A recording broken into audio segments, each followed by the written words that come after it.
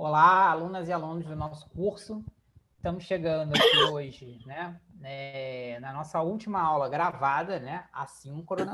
Ainda teremos, após essa aula, um encontro síncrono, né? Essa é a última aula que a gente vai deixar gravada no nosso curso. Então, bom dia, boa tarde, boa noite, de acordo com o horário que você estiver assistindo aqui a nossa aula. Estou eu e o professor Zacarias aqui novamente. E a gente vai dar prosseguimento à conversa que a gente teve que a gente iniciou na semana passada, né? Uma análise das políticas públicas em educação dos governos Temer e Bolsonaro. A gente falou na semana passada um pouco mais sobre de onde vem a visão de educação, né, desses governos, e aí a gente abordou um pouco a visão ideológica desses governos, né, tanto numa visão tecnicista, mercadológica da educação, quanto em alguns setores mais conservadores, né, uma visão bem positivista de educação, né, uma educação orientada para uma ordem social, né, que responde a uma determinada visão de mundo. Hoje a gente vai abordar um pouco mais as políticas propriamente ditas desses dois governos, né? Que em alguns momentos é até difícil qualificar como política, né? Porque política significa, né, um conjunto de ideias né, que respondem a objetivos, elementos que são ligados uns aos outros para que se chegar a um determinado lugar, né? Muitas vezes a gente não pode nem classificar, assim, de maneira estrito senso, o que é a movimentação desses governos de campo de educação como uma política pública propriamente dita, né? Mas, de qualquer forma, houve ações desses dois governos no campo de educação que são extremamente importantes de refletir, porque são os assuntos mais recentes no campo de educação e é a realidade das escolas hoje e do campo educacional. Eu queria começar um pouco falando, a gente até tangenciou na aula passada, mas falar um pouco sobre a proposta que foi aprovada, né, no governo Temer da reforma do ensino médio. Foi a maior modificação da LDB até hoje, né, essa reforma do ensino médio, que rearticula o ensino médio, né, refaz o ensino médio, dividindo em categorias, né? Então, o ensino médio normal, ele deixaria de existir, ele teria um ciclo básico, que seria o primeiro ano do ensino médio, e os outros 2 anos de ensino médio, o aluno já optaria por que tipo de, né, setor, digamos assim, conjunto de conhecimentos que ele avançaria. Seriam 3 conjuntos de conhecimentos propriamente, né? O campo das ciências exatas, o segundo campo, que seria da biomédica, né? E um terceiro campo das humanas, né? Das ciências sociais e humanas. Essa proposta ela foi aprovada já após o impeachment, né, de 2016, já com o governo Temer, e foi muito refutada na época pelos profissionais de educação, pelo campo da educação, porque não se tratava de uma reivindicação, né, dos setores dos trabalhadores da educação, os principais pensadores da educação, não constava ela no Plano Nacional de Educação atual, né, que já estava vigente naquela oportunidade, e mesmo assim foi aprovada pelo Congresso sem nenhuma discussão, né? A gente tem que entender por que esse desejo de segmentar o ensino médio, né? Esses atores vão apresentar uma série de argumentos, né? O primeiro deles, principalmente, é que isso permite que o aluno se centre naquilo que ele é bom e ele já vai escolhendo a carreira dele, né? E ele vai, com isso, já diminuindo a quantidade, pelo menos eliminando conteúdo que para ele não tem importância, né? Então, digamos que um aluno do ensino médio seja muito bom em matemática, né, na área das exatas, em física, ele vai ter, a partir do segundo ano do ensino médio, menos tempo de aula de história, de filosofia, talvez nem tenha, né? Porque para ele isso é um conhecimento que não está nas suas aptidões. Ele já vai, né, a partir do ensino médio, se direcionando para aquilo que ele apresenta, digamos, mais talento, né? Por outro lado, também são apresentados uma série de outros argumentos, né? Isso racionalizaria melhor as escolas, né? Até o argumento de que, dessa forma, os alunos mais pobres poderiam chegar no Enem de maneira mais competitiva, que eles já estariam desde cedo centrando a sua formação para as exatas, já teria mais aulas de exatas desde o ensino médio e assim por diante nas demais categorias. Há uma série de problemas nessas argumentações, né? E aí surge um pouco do que a gente debateu na aula passada, né? Da visão ideológica e muitas vezes mecanicista, positivista, dessa educação conservadora, tanto do governo Temer quanto do governo Bolsonaro, né? A primeira delas é essa confusão, né, entre essa falsa relação entre quantidade e qualidade, que na realidade não se expressa dessa forma. Não é porque você vai ter mais aulas de matemática que você vai ser melhor em matemática. Isso é um raciocínio que é completamente positivista, né? De causa e efeito, né? Eu tenho mais aulas de matemática, eu vou ser melhor em matemática. Eu tenho mais aulas de português, eu vou ser melhor em português. Não necessariamente. Às vezes, tem tanta, né, talento com determinada coisa que basta uma aula e ela já pega algumas coisas. E o contrário também ocorre. Muitas vezes você é tão massificado de conhecimentos que não lhe interessam que aquilo se torna, né, algo que você tem ojeriza, que você não vai aprender mesmo, que você cria um bloqueio em relação àquilo, né? Eu, por exemplo, na minha época de educação básica e ensino médio, era terrível em química. A Caris também deve ter alguma disciplina que ele era muito ruim. Todos nós temos. E não, não era uma maior quantidade de aulas de química que me faria aprender química. Não era bom em química. Foi a única disciplina que eu fiquei em recuperação toda a minha vida escolar. No terceiro ano do ensino médio, tive que fazer recuperação em química, mas passei e sobrevivi. Estou aqui. Né? Mas não foi pela quantidade de aulas de química que eu recebi Roberto, que, né, colocou o meu fracasso ou o meu sucesso nessa disciplina. Sim, Isaac. A gente, para entender bem essa situação, tem que fazer um mergulho no tempo. Vamos voltar para a Lei de Diretrizes Básicas de 1961, Lei 4.024.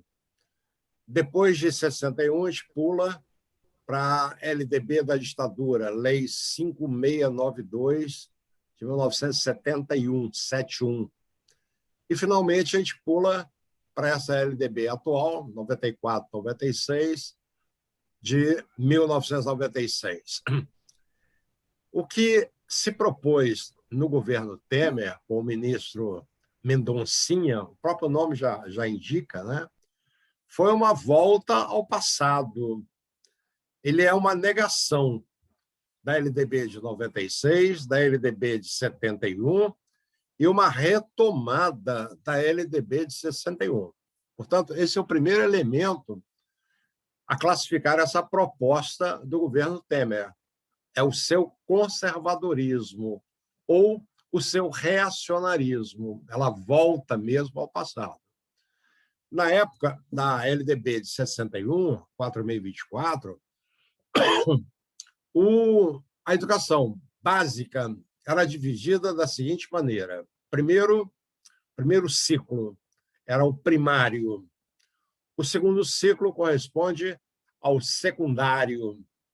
Na verdade, não são nem três, nem dois, são três.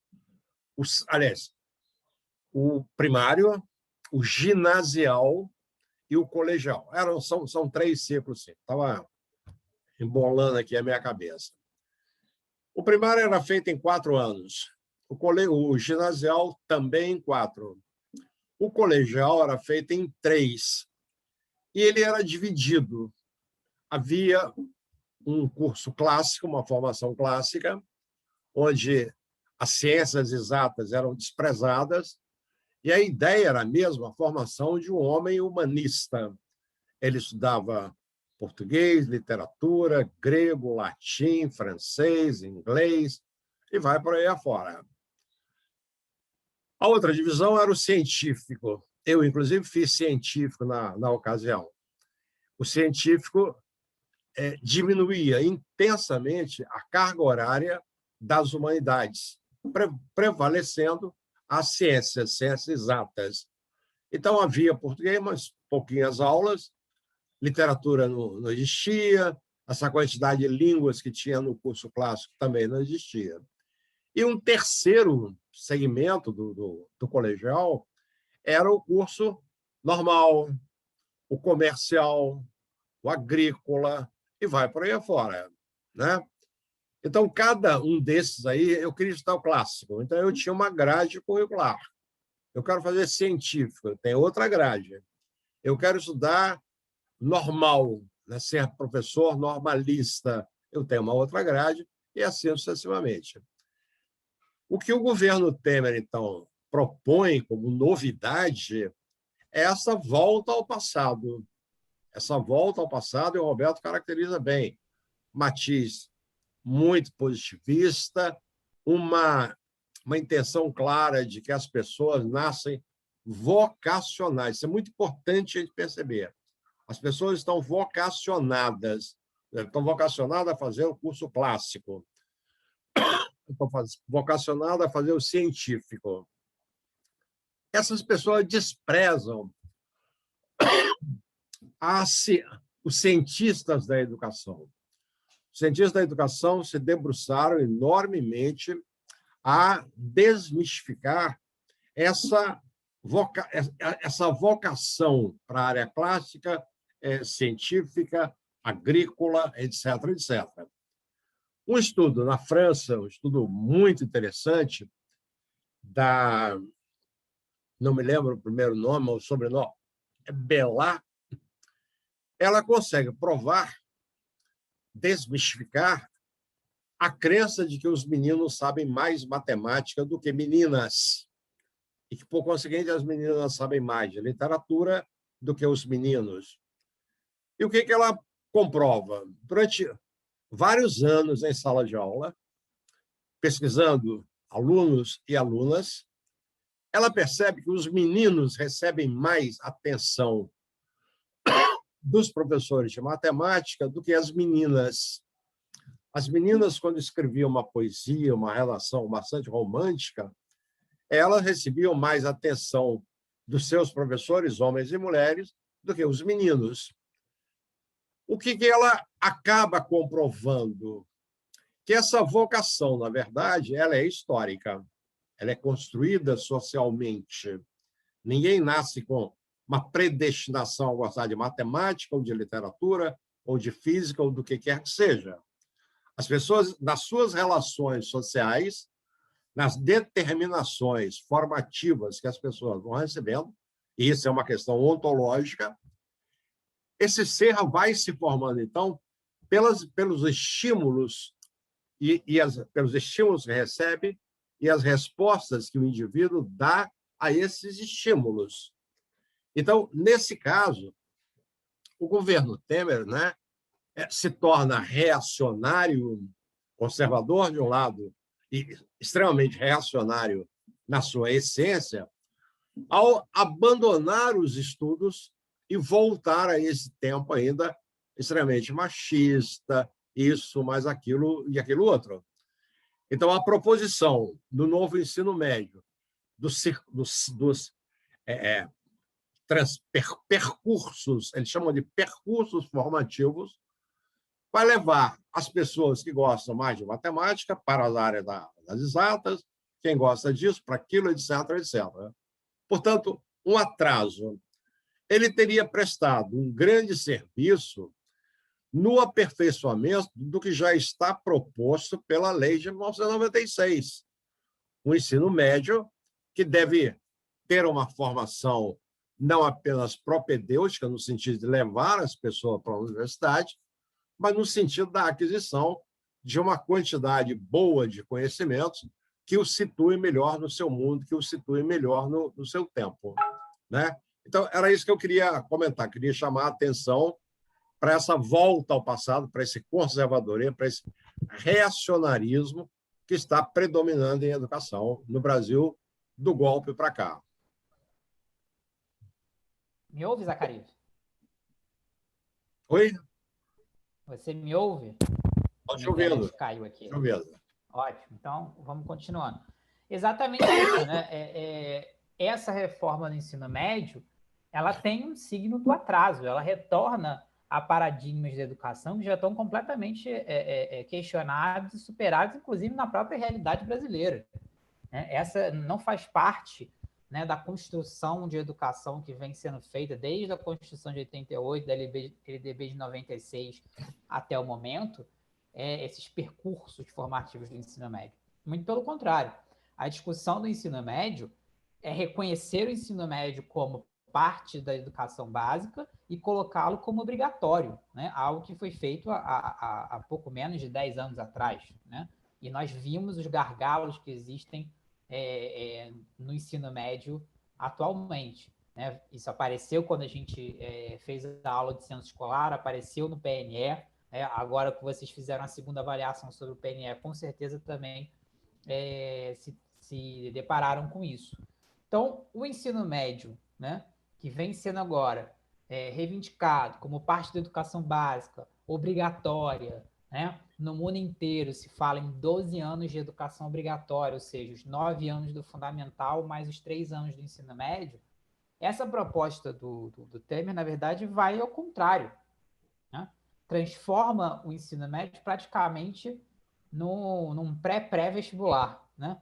Já vai encaminhando o jovem, o adolescente, na ótica do vestibular. E já vai, né, incutindo na cabeça do jovem a ideia de conhecimentos que são desnecessários, portanto, podem ser descartados, ou no máximo eles vão passar por um processo, né, de decorar, né, de decoreba para o vestibular, e aqueles que realmente são importantes, que é aquele que ele vai se dedicar para o futuro da sua vida educacional. Roberto, então, diga. Eu tenho para mim que há uma maldade embutida aí que precisa ser trazida à luz. A gente tem que trazer isso à boca de cena.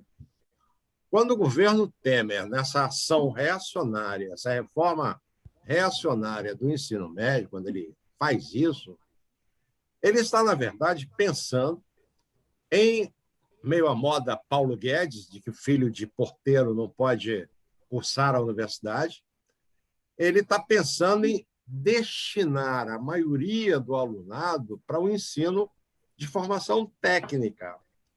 Ele, de certa maneira, está na cabeça do Mendoncinha, lá, que era o ministro da Educação na época, ele está dizendo que as pessoas das humanas, as pessoas dos itinerários clássicos, são pessoas mais ilustradas, pessoas mais viajadas, entende? Pessoas de melhores berços. Que os matemáticos, os físicos, os químicos também são outro tipo de pessoa sensacional. E esses dois tipos de pessoas devem ir para a universidade. Agora, a maioria dos estudantes matriculados na educação básica, pública, é uma maioria pobre, classe média baixa para baixo. Então, esse povo, se for destinado para o ensino profissionalizante, é como diz o Bolsonaro. O Bolsonaro diz que, desde cedo, ele aprendeu a consertar geladeira e que não teria necessidade nenhuma de ir para a universidade. Ele precisa de ganhar dinheiro, ele tem que ter emprego e tem que ter renda. Então, veja como é que a coisa é trabalhada. Eu vou sinalizar para a maioria da população estudantil brasileira que o melhor para ele é ensino técnico, ele vai ter emprego e renda, sem nenhuma necessidade de universidade, e aqueles que são são de nascimento de um berço mais enriquecido, eles vão fazer a humanidade, vão fazer as ciências exatas. Tá claro? Então, tem aí o Estado, né, conduzindo grande quantidade de jovens brasileiros para o trabalho, né? E a gente sabe que essa massa, ao chegar no mundo do trabalho, ela comprime os salários pagos, exerce uma força negativa no sentido de rebaixar o valor do salário, portanto, beneficiando, na verdade, ao capital. Então, isso precisa ficar muito claro, né, para que os nossos alunos da pedagogia percebam as manipulações que vêm do poder, as manipulações que vêm do alto.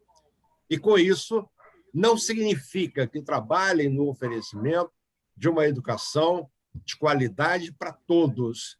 Eles destinam quem deve receber o melhor, quem deve receber o pior.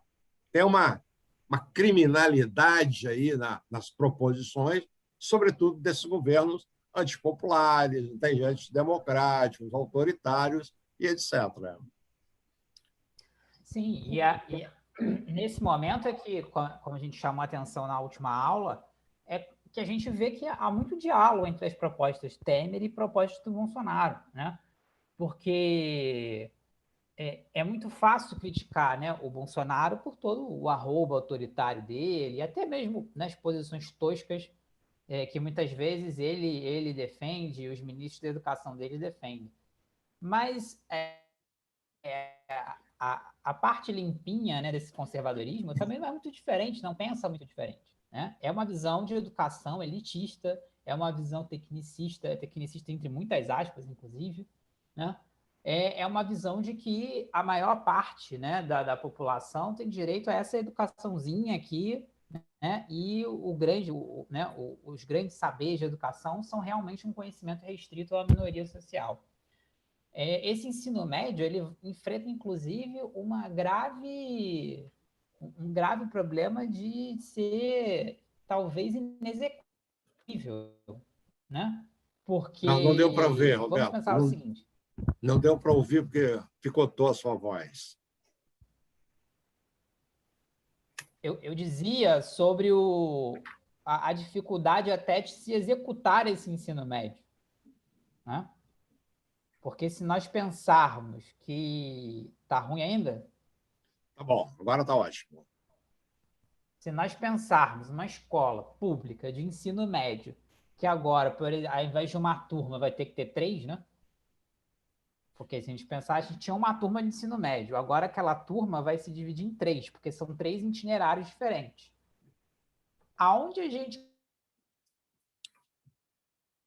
coloca todo esse pessoal? Né? A gente não sabe nem se tem espaço físico para isso. Né? Há colégios privados também que não estão muito interessados em aplicar esse ensino médio.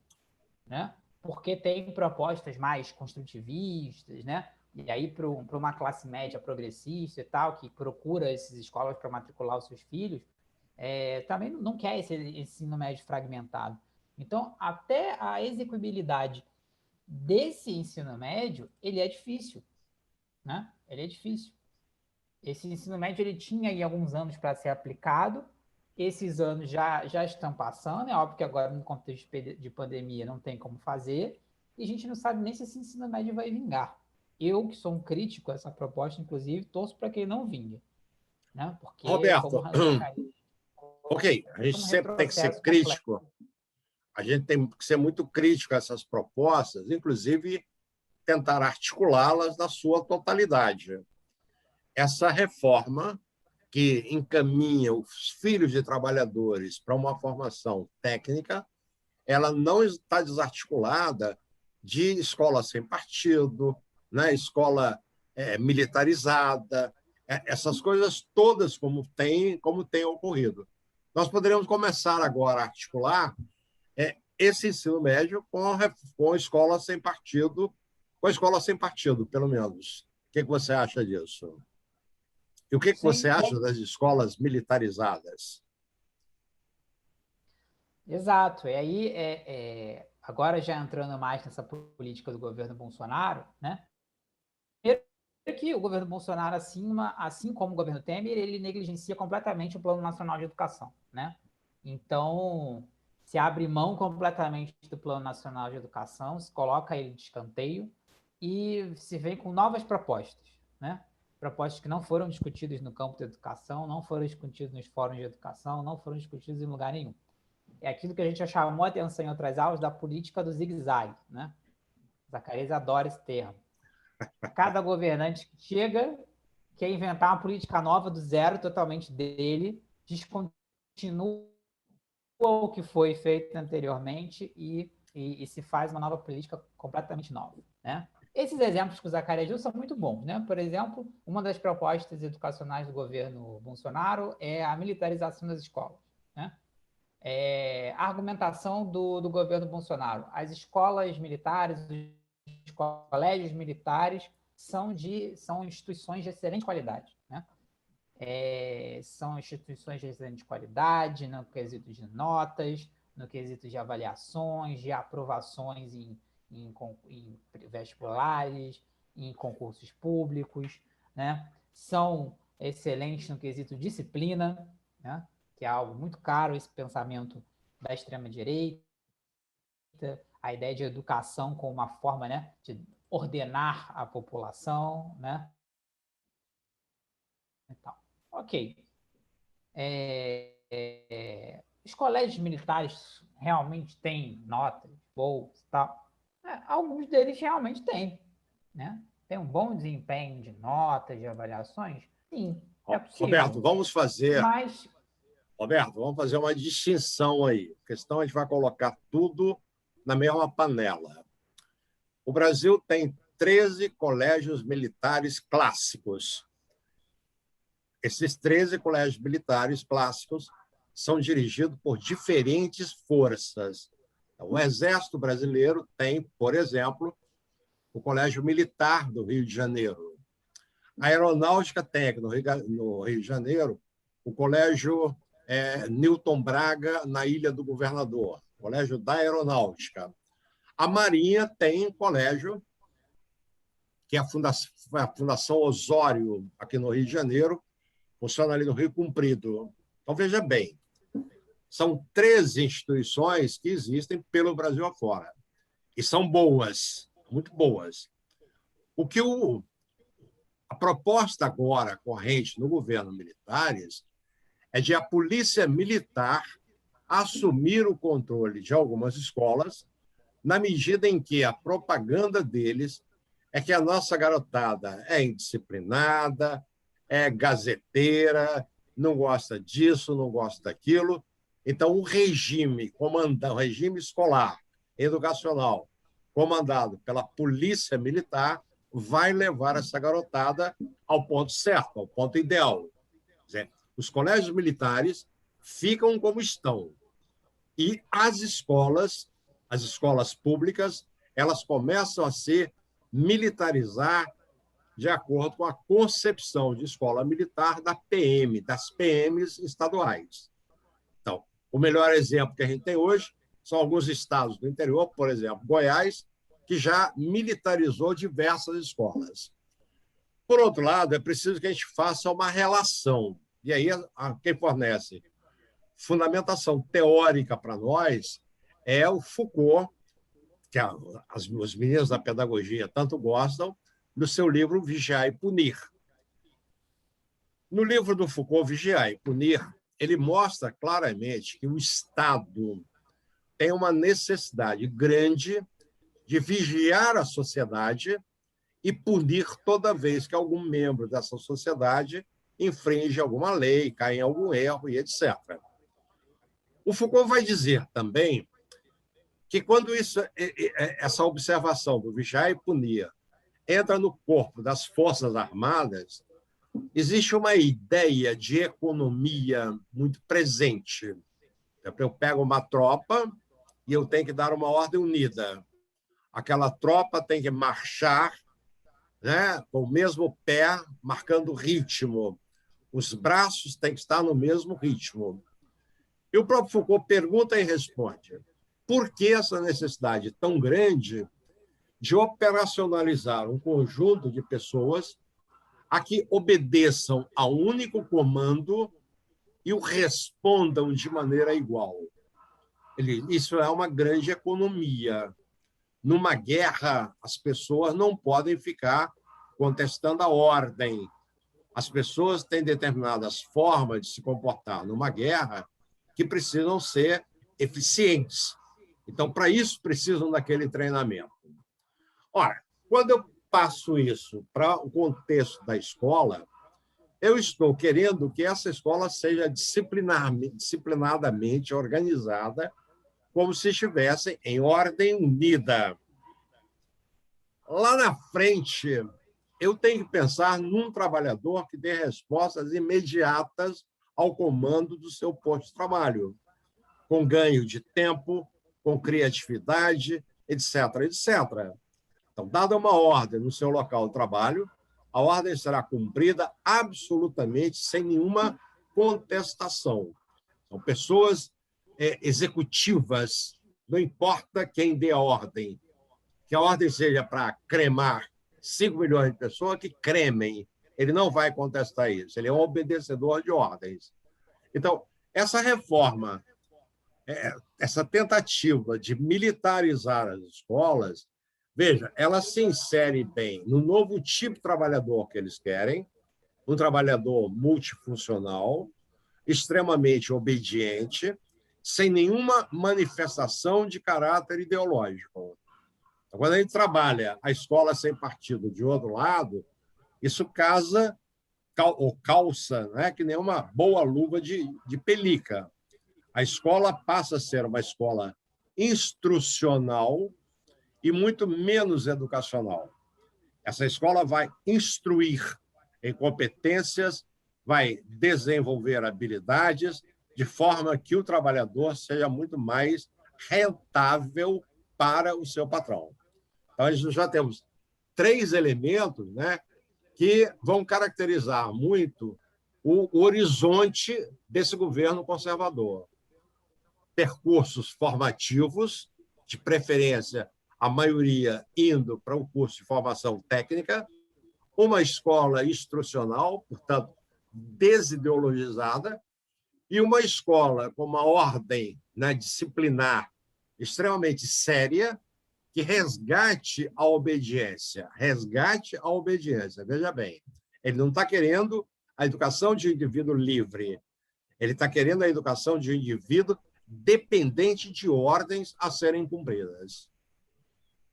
Com você, vai lá. Não, exato, né? Essa visão, né, do ordenamento é muito típica do pensamento, né, desse governo, e ela se manifesta na educação muito desse tipo, né? Muito nesse discurso de que a educação brasileira melhorará com disciplina, né? O problema é a indisciplina escolar, o problema é a violência nas escolas, isso vai ser combatido com, né, praticamente a transformação da escola num quartel, né? A militarização da escola é isso, a transformação da escola num A sua quartel. câmera sumiu, Roberto. Você desapareceu aí. Ué, mas tá me ouvindo? Estou te ouvindo, mas não estou te vendo. Aqui tá ligado. Deixa eu desligar e ligar de novo. Voltou? Temos um flamenguista no ar. Ok. Né? Essa ideia de que a educação melhorará com, né, a adoção no interior da escola de práticas militares, né, de disciplina, de obediência, né, como se aí nessa transformando a escola num quartel a educação melhoraria, né? Também é uma visão autoritária, é uma visão positivista, né? E é uma visão que obedece, né, muito a uma concepção de que, né, preparar o cidadão não para a sua participação na sociedade, mas, na verdade, preparar o cidadão para obedecer, né? É uma educação que prepara as pessoas para obedecer. Quando você militariza a mando, né? Resposta pronta a uma ordem determinada, uma ordem dada, né? Muito nessa figura, né, que o Zacarias colocou da tropa que marcha, e aí o líder da tropa dá um comando e a tropa se mexe, né, em uníssono, se mexe completamente sincronizado e faz alguma coisa. É isso, ou seja, quando você aplica isso para a educação básica, você está preparando o cidadão para obedecer, né? Isso também não foi solicitado por ninguém, isso nunca foi reivindicação da sociedade, nunca foi reivindicação do campo da educação. Assim como um outro projeto, né, que é muito caro à extrema-direita brasileira e também de outros países, que é o tal do ensino em casa, né? Que é, às vezes, apresentado pelo seu nome em inglês, de homeschooling. A principal digamos, né, idealizadora desse projeto no Brasil é a ministra Damares, né? Que é deveria ser a ministra dos Direitos Humanos, apesar dela ser uma espécie de anti-ministro dos Direitos Humanos, né? Igual o Salles é o anti-ministro do Meio Ambiente. Né?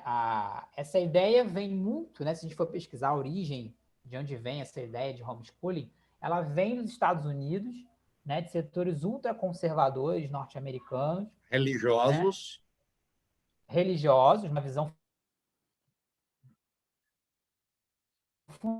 fundamentalista do cristianismo, né? Claro, porque dentro do campo da extrema-direita a conspiração é um elemento constante, né? No seu discurso, de que com o ensino em casa, né, os pais, mães, responsáveis poderão ter um controle total sobre o que a criança está ensinando e ela será ensinada nos valores familiares, né?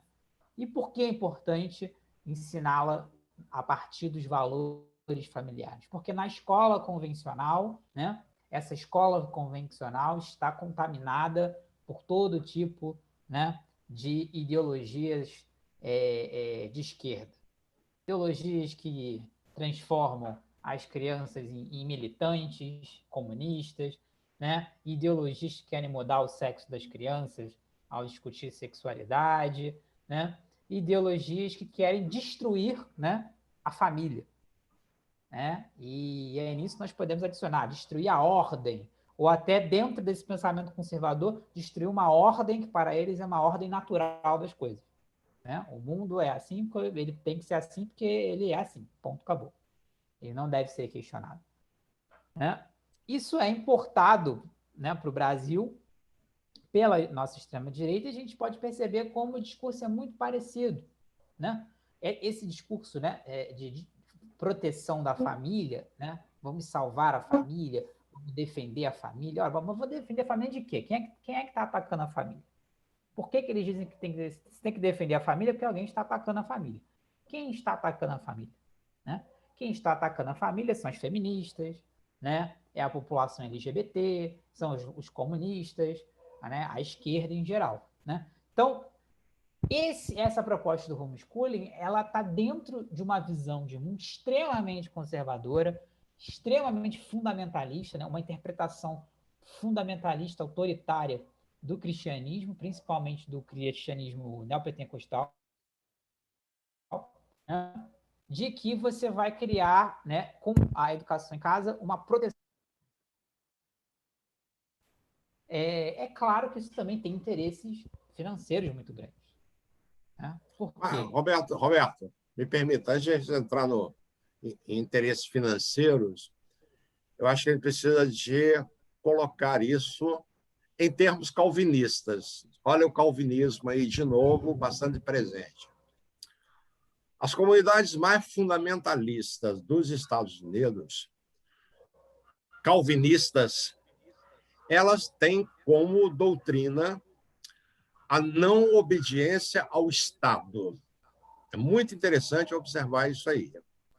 Então, o membro dessa comunidade fundamentalista, ele não serve ao exército, ele desobedece mesmo os atos de convocações militares. Ele não vai votar. Em outras palavras, ele vive à margem do Estado. Ele se comunica diretamente, né, por meio da Bíblia, em termos religiosos, se comunica com as divindades, e não reconhece a autoridade do Estado. Não é por acaso que a gente vê pela cidade do Rio de Janeiro, em diversos muros, né, está escrito Constituição não, Bíblia sim. Isso é muito forte. Negar a Constituição é negar o Estado, é negar toda a institucionalidade da sociedade brasileira, tal como está posta, tal como está escrita na própria Constituição.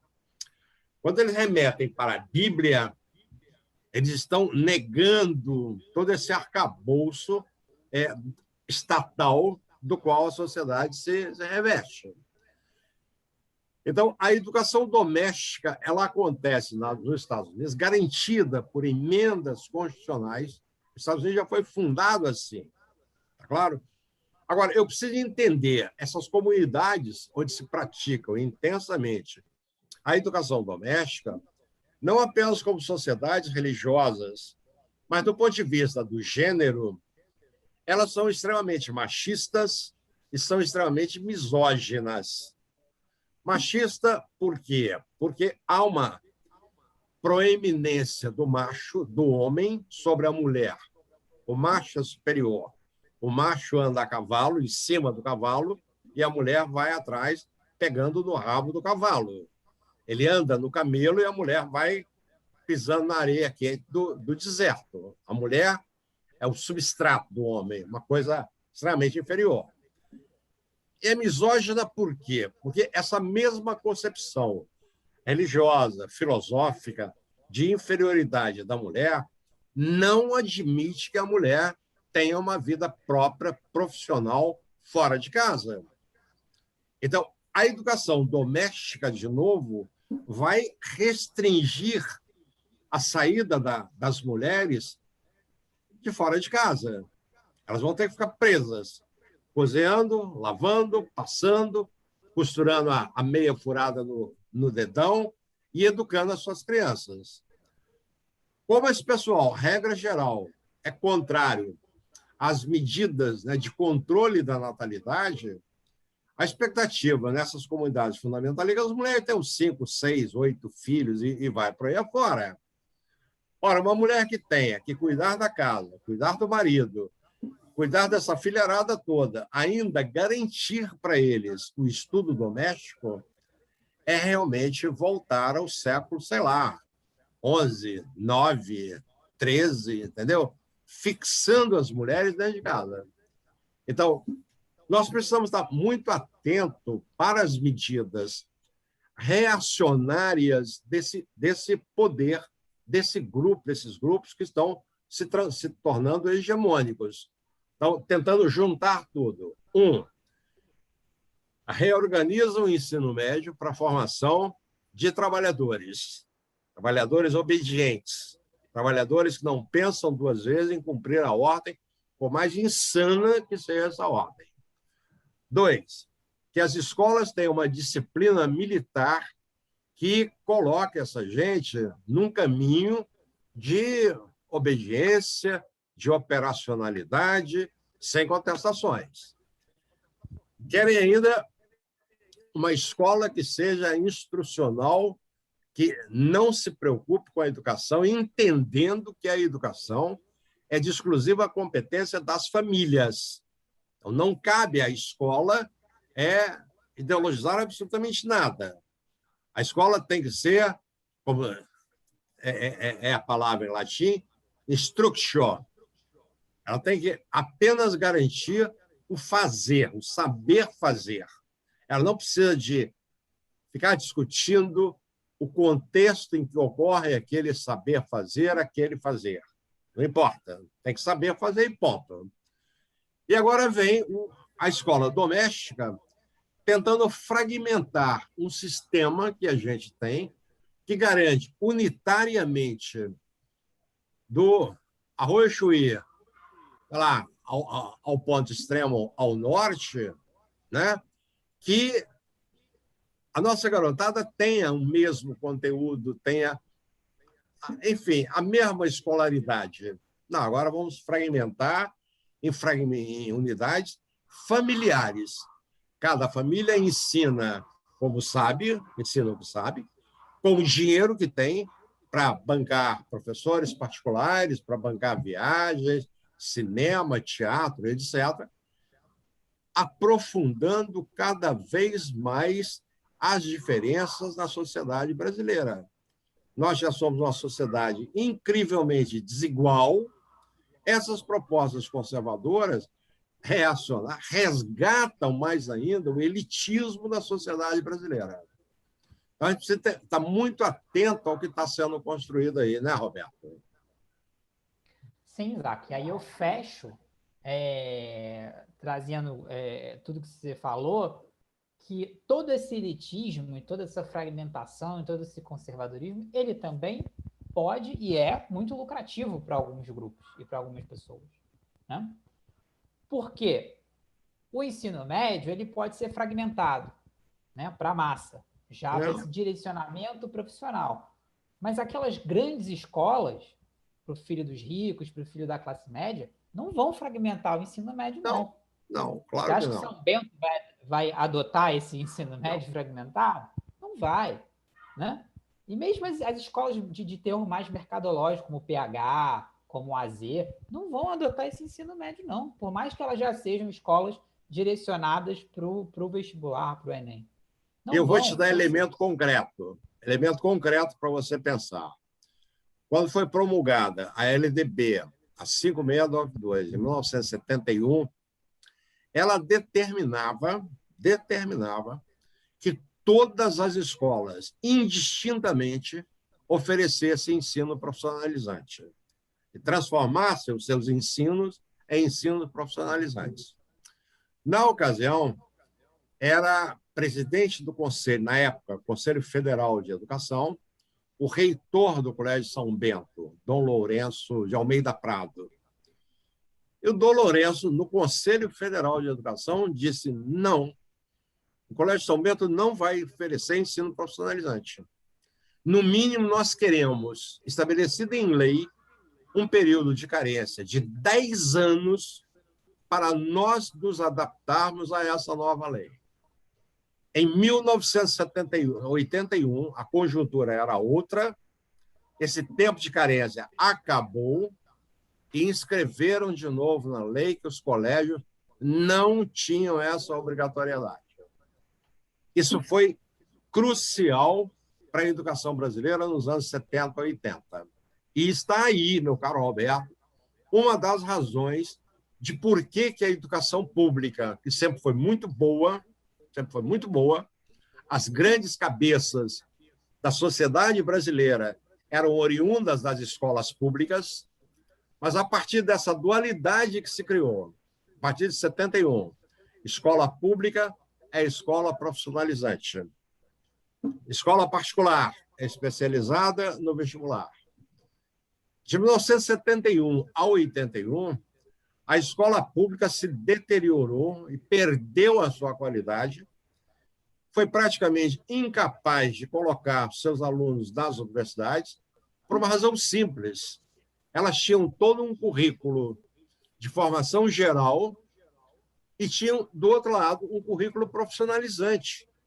Os alunos tinham 20, 25, 26 disciplinas por ano, enquanto que a escola particular, desobrigada do ensino profissionalizante, ela ficou restrita à carga horária preparatória para as universidades. Nos anos 80, foi preciso muita luta mesmo, para restabelecer as coisas em bases democráticas. Isso começou por leis pequenas. Por exemplo, é proibido que as escolas tenham convênios com cursinhos pré-vestibulares. Elas próprias têm que oferecer a formação para o vestibular. Isso, de um lado, mata os cursos pré-vestibulares, resgata o terceiro ano dentro da escola como um preparatório, e elas são obrigadas a pensar no primeiro, segundo, terceiro ano. Ao final da obrigatoriedade de profissionalização, as escolas públicas voltaram a colocar alunos na universidade, porque sempre teve um professorado muito bom, muito competente, e, com isso, começaram a acabar as diferenças visíveis entre escola pública e escola particular. Ainda acrescento, foi uma conquista nossa, aqui no Rio de Janeiro, a partir do governo César Maia, que as escolas tivessem uma verba mensal para sua manutenção. Então, as escolas recebiam de 3 em 3 meses uma boa quantidade de dinheiro que permitia que consertassem janela, consertassem torneira, acabassem com vazamento, etc., se recuperando fisicamente. Hoje, isso é um papel que é feito pelo FNDE, o dinheiro direto das escolas e outros programas de manutenção das escolas. elas estão mais bem aparelhadas, elas estão mais bonitinhas, mais cheirosinhas, já não tem mais aquele castelo de horrores que eram as escolas públicas no início dos anos 80. Então, daí agora, na medida que nós estamos indo para uma escola efetivamente democrática, do golpe para cá, esse governo vem tentando desconstruir isso, voltando a ter uma escola exclusiva para a formação de trabalhadores. Estão trabalhando e trabalhando forte para isso. Exato. E só para fechar a questão do lucrativo, Zaca, porque tem várias pegadinhas aí, né? Eu citei a escola, né, do rico, que vai continuar com o ensino médio como era antes, porque essa vai ser a propaganda dela para a clientela dela. Olha, nós temos o melhor ensino médio, nós temos o ensino médio com a formação total, nós temos o ensino médio que vai colocar o seu filho na faculdade de medicina, na faculdade de direito, na faculdade de engenharia, né? O homeschooling pode ser altamente lucrativo se você tiver empresas que sejam especializadas em fornecer material para que os pais trabalhem com os filhos em casa. Claro, claro. Seja cartilha, apostila, seja vídeo de internet, seja podcast, seja o que for, né? A utilização de policiais, militares dentro da escola vai fornecer verba para determinadas corporações de segurança, para que elas possam liberar esses profissionais para que estejam dentro das escolas, sistemas de educação, e a gente sabe muito bem que boa parte, né, dessas, né, corporações policiais e da segurança são eleitores de determinada corrente política.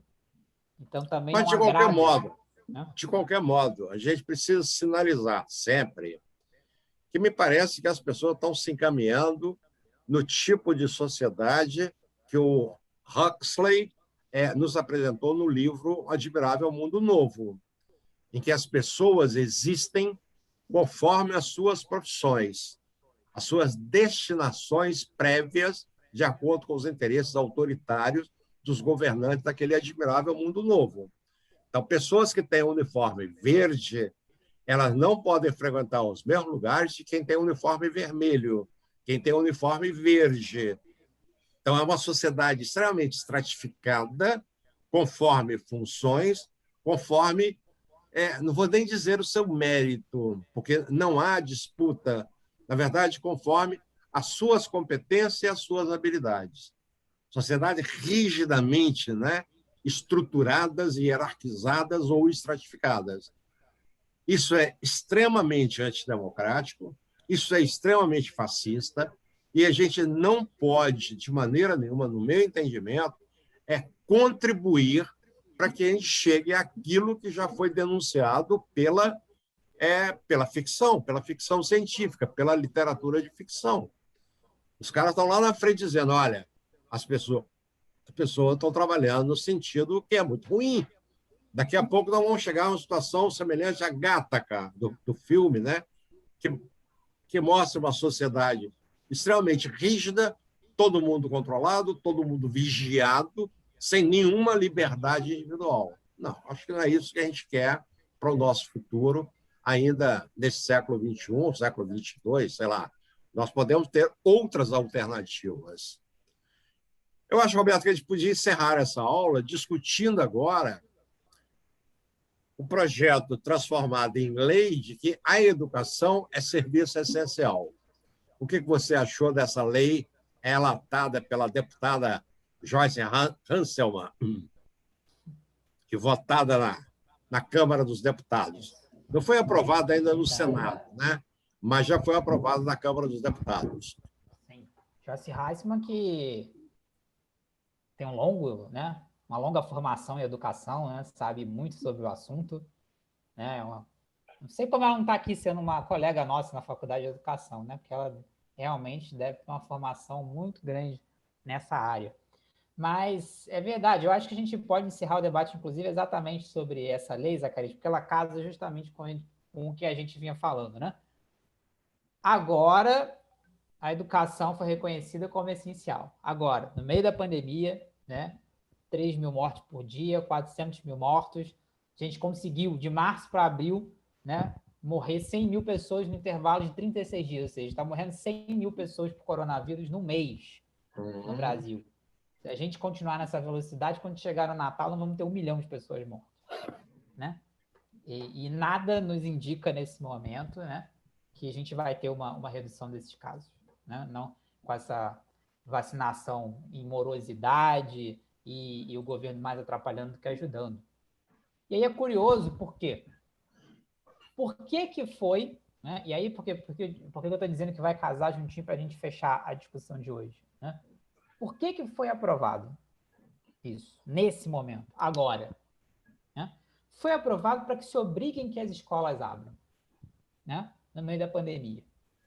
Ela não, ou seja, a escola, em hipótese alguma, pode estar na pior fase, morrendo 1 milhão de pessoas por dia, ela vai continuar aberta, não pode fechar. Quem está reivindicando isso? Isso é uma reivindicação dos professores? Isso é uma reivindicação dos pais dos alunos? Não são. Né? Inclusive, há até pesquisas de opinião que mostram que não, os pais dos alunos não querem escolas abertas, por mais que seja difícil manter a criança em casa, etc. e tal. Né? Ninguém chegou lá na hora de discutir isso para falar, olha só, não, pelo menos a gente quer abrir a escola, mas primeiro vamos vacinar todos os trabalhadores da educação para depois a gente abrir a escola. Ninguém se preocupou com isso. Quem, então, está preocupado em abrir as escolas nesse momento? Quem está preocupado em abrir as escolas nesse momento é a educação privada, que, como a gente já discutiu em aulas passadas, perdeu, né, um número enorme de alunos nos últimos anos, durante a pandemia, para as escolas públicas, porque, devido à crise econômica, as famílias estão cortando com isso, cortando o gasto da escola privada, colocando na pública porque é de graça, já que boa parte ou a totalidade do ensino está sendo online, precisa ir à escola. Né? Então, há um lobby forte da educação privada em abrir porque eles estão perdendo dinheiro. Esse é o problema. Né? E por que eu digo que isso casa e fecha muito bem a nossa discussão hoje? Né? Que é algo que eu estou batendo desde a aula passada. Por mais que seja, né, em alguns momentos, né, o Bolsonaro, outros representantes dessa extrema-direita, deem os seus, né, façam os seus discursos, os seus grandes arroubos autoritários e tragam, muitas vezes, essas propostas como homeschooling e tal, que são coisas, né, completamente fora da realidade do Brasil. Primeiro, há um método aí, isso não é coisa aloprada, isso não é loucura, tem um método aí. E segundo, isso é muito lucrativo. Né? Isso é muito lucrativo. Nesse ponto, o neoliberal encontra o fascista e os dois se abraçam e estão muito felizes juntos. Né? É só vocês verem agora, nessa semana, que teve a fala aí do ministro Paulo Guedes, né? Que é um grande, totalmente neoliberal, privatiza tudo, vende tudo, dá tudo. Eu digo que é dar, né? Porque eles vendem as coisas por preço tão de banana que eu digo que não vende, dá. Falando, né? Que absurdo, né? O filho do porteiro entrou entrou na universidade, ganhou bolsa e tal, porque na cabeça deles não tem, o filho do porteiro tem que ser porteiro também, não tem que ir para a faculdade, não tem que virar intelectual, não tem que ser um médico, não tem que virar professor, né? Existe um lugar natural para essas pessoas na sociedade que não é esse lugar de saber. Aí você pega o Guedes, que é o neoliberalzão, você pega o Weintraub, né, que era o ministro da Educação, que é um fascistão. Quando o Weintraub falava que não ia ter mais dinheiro para fazer filosofia em universidade pública, cursar filosofia curso com seu dinheiro, é o mesmo discurso do Guedes. É exatamente, no fundo, é o mesmo discurso. Qual é o discurso? Isso aqui não é para vocês. Isso aqui não é para a massa. Isso é um conhecimento que deve estar Mas, restringido Roberto, a quem pode eu acho que a gente pagar, a quem deve. tem dinheiro. Roberto, eu acho que a gente deve ser um pouco mais objetivo, né, para o nosso pessoal da pedagogia. Essa proposta ela foi apresentada no Congresso Brasileiro pelos seguintes deputados: Paula Belmonte, do Cidadania de São Paulo, pela Adriana Ventura, do Novo de São Paulo, pela deputada Aline Sleutz, do PSL do Paraná, e pelo deputado general Peternelli, do PSL de São Paulo. E o relato disso aí foi feito pela deputada Joyce Hausmann, do PSL de São Paulo. Portanto, somente observando os partidos, né, Cidadania, Novo e o PSL, nós vemos que todos os deputados são da base governista, são da base de apoio do governo Bolsonaro. Esses deputados, ao apresentarem esse PL, que recebeu o número, já te digo o número dele, PL 5595, de 2020, né? Esse PL quer que as escolas sejam atividades essenciais, pasmem, durante o enfrentamento da pandemia, em situação de emergência nacional e calamidade pública. Vamos começar de trás para frente. Se caiu um meteoro agora no Brasil, daqueles que mata dinossauro, nós estamos vivendo uma situação de calamidade pública e as escolas não poderão fechar. Se houver um terremoto de alta gravidade, as escolas não podem fechar. Se houver, enfim, uma situação de guerra, que nem essa que está acontecendo na Síria, as escolas não podem fechar. É claro que eu tenho a ideia de manutenção do lucro. É impressionante desse momento como evangélicos e donos de escolas se unem exigindo a abertura das escolas de um lado e templo do outro. Os pastores, porque para os pastores neopentecostais, diga-se bem, eles precisam do dízimo para sobrevivência pessoal, não é dízimo para fazer caridade, para fazer investimentos sociais. É para comprar fazenda, para comprar iate, para comprar mansões, etc., helicópteros, etc. De outro lado, as escolas não podem fechar porque o dono precisa receber a mensalidade. O mercado educacional precisa continuar vendendo livros, uniformes e etc., merenda, papapá, e que, portanto, precisa das escolas como locais de consumo. Olha que coisa impressionante. Então, esses deputados, que, como você disse, nada entendem de educação, mas que são membros da bancada de educação do Congresso Nacional, colocam essa lei, se articulam politicamente e conseguem a sua aprovação na Câmara dos Deputados Federais. Isso terá que ser votado em segunda rodada no Senado brasileiro, e eu espero que as pessoas de bom senso no Senado não aceitem transformar isso em lei, porque é um descalabro. Imagina você mandar a criança, de repente, numa situação de elevada radiação, porque o reator de Angra dos Reis explodiu, e temos mesmo assim que mandar as crianças. É um contrassenso. Por outro lado, é muito interessante também uma coisa que eu já observei, já coloquei inclusive no artigo que está publicado. No primeiro momento da pandemia, no primeiro momento do isolamento, houve um reconhecimento duplo. Por um lado, as famílias reconheceram a sua incapacidade de realizar um ensino doméstico.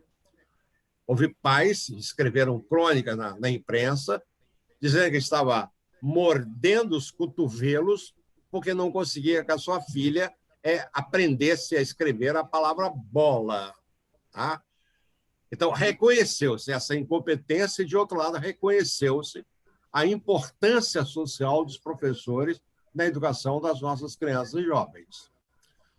Com o prolongamento da pandemia, esses pais começaram a ficar neuróticos.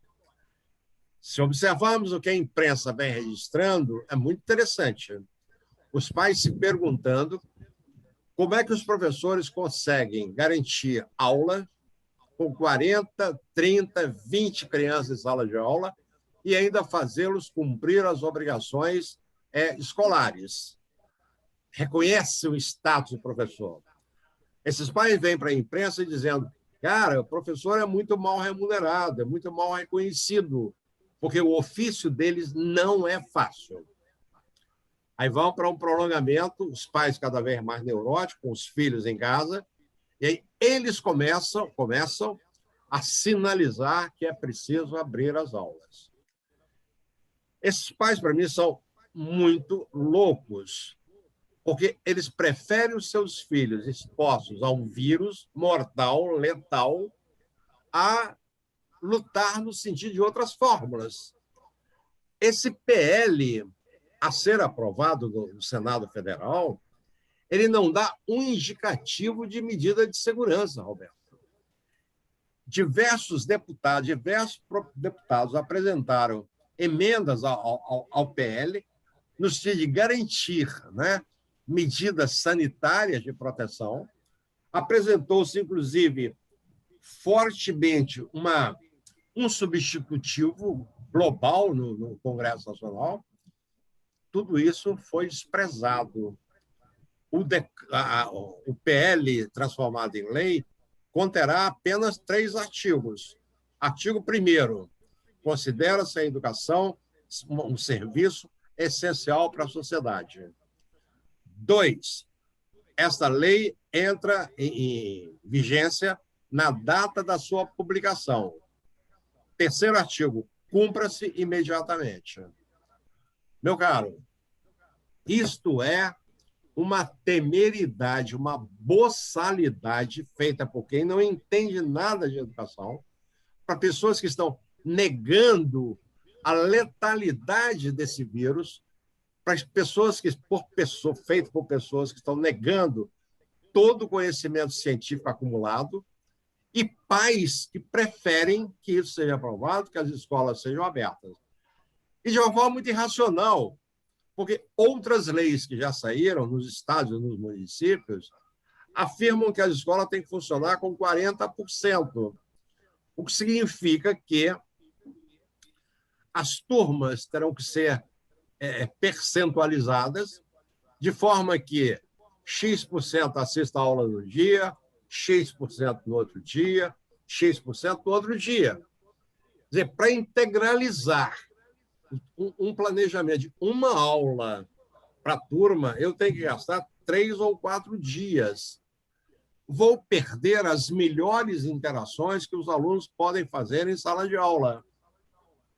Na verdade, a sociedade não está discutindo uma superação séria da escolarização dessas crianças em tempos de pandemia. Ninguém, por exemplo, está criticando o ensino remoto tal como esse que nós estamos oferecendo, que é muito emergencial e que é muito primário. Nós já deveríamos estar discutindo a educação à distância em tempos de pandemia. Mas como a educação à distância é cara, os governadores, os prefeitos e o presidente não estão interessados em fornecê-la, ficamos, então, com o ensino remoto precarizado, transpondo aulas, né, de uma pedagogia analógica para esse arremedo, né, de tecnologia que nós estamos utilizando. Enfim, nós estamos muito mal, governados por quem quer nos levar para o passado. Nós não estamos de volta ao futuro, nós estamos de volta ao passado e, cada vez mais, voltando para os anos 60, para os anos 50, em termos de educação, em termos de saúde e assim sucessivamente. É uma tragédia anunciada que as pessoas não querem acreditar que nós estamos indo muito mal. Né, meu caro Roberto? É isso, Isaac. Aí eu acho que a gente finaliza por aqui, né? Depois de termos aí explanado um pouco essas últimas ações, né, do governo federal em matéria de educação, chamando a atenção de que é sempre importante a gente ir mais fundo, né? Nas posições, nas ações, nas políticas, nos discursos, né? Porque no discurso todo mundo diz que é a favor da educação, que a educação é importante, que a educação é essencial, né? Para usar o termo aí. Mas quando a gente vai mais profundo, quando a gente se questiona quais são os interesses, né, dessa posição política, aí a gente vê que as posições sobre a educação são radicalmente diferentes, né? Nós aqui trabalhamos ao longo do curso com uma posição de educação que é radicalmente diferente a desses governos que nós discutimos aqui nas 2 últimas aulas. E é importante que nossas alunas, né, e nossos alunos saibam identificar qual é o posicionamento sobre a educação, né, de cada um desses atores, de cada um desses grupos, porque isso define o que é a educação no país e isso define o destino do nosso país, né? Então, eu finalizo por aqui, né? Teremos ainda uma aula síncrona, né? A nossa próxima aula síncrona, para a gente debater com as nossas alunas sobre esse eixo 3, essas 2 últimas aulas que a gente deu, e preparar para a terceira e última avaliação. Perfeito, Zacarias? Ok, Roberto, eu também encerro por aqui. Relembrando aquilo que a gente já falou em algum encontro passado, a necessidade de a gente assumir socialmente o controle da educação brasileira. Já vimos que os religiosos já subordinaram a educação aos seus interesses, o Estado subordinou, o mercado subordinou. Quem não fez essa subordinação ainda foi a sociedade brasileira. E é preciso que a gente faça urgentemente, porque as pessoas que estão na bancada da educação não entendem profundamente a educação. As pessoas que estão no Palácio do Planalto, na Casa de Vidro, nada entendem de educação, muito pelo contrário. Não querem educação nem para o filho do porteiro chegar à universidade. Então, é tempo de a gente assumir o que a gente quer na sociedade brasileira. Precisamos construir uma sociabilidade para nós, onde nós sejamos felizes, onde a gente possa usufruir as belezas, as coisas fantásticas que existem no território brasileiro. Isso tudo é para nossa felicidade. Nós não temos o direito, não é de dever nem direito, morar pendurado em morro, tendo que ao ouvir a sirene, sair correndo, que aquilo tudo vai desabar. É um absurdo ver conterrâneos nossos, brasileiros, morando debaixo de viaduto, prefeitos botando pedra para as pessoas não dormirem debaixo de viaduto. Isso não é vida. Nós temos um território gigante, rico, fantástico, que tem que existir para nós sermos felizes aqui, nesses 8.500.000 quilômetros quadrados, e não para viver essa miséria que a gente vem vivendo. Eu dou meu boa noite a todos, que eu não sei se é bom dia, que é boa tarde, ou boa madrugada, mas fiquem em casa, se cuidem e vamos nos ver no nosso próximo encontro, que será uma aula síncrona. Um abraço para todos. Tchau, Roberto. Bom prazer. Um abraço, tchau.